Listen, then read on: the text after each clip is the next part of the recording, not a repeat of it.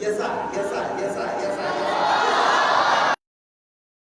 bayan wannan wa qaddara fiha aqwataha duk abincin da wanda ke rayuwa a cikin kasar Allah mu da sarki kai kaddara shi da gero da shinkafa da hatsi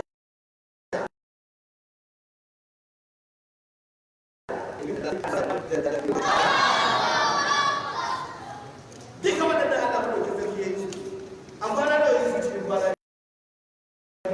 ya haɗa wannan kwana biyu da wancan kwana biyu ya zama kwana nawa Allah ya ce fi arba'atin ayyamin sawa al-lisa'ili yace kun ga ya zama kwana huɗu kenan daidai ga dukkan masu bai a cikin kwanaki da Allah ya kasa a cikin kwanaki da Allah ya mutu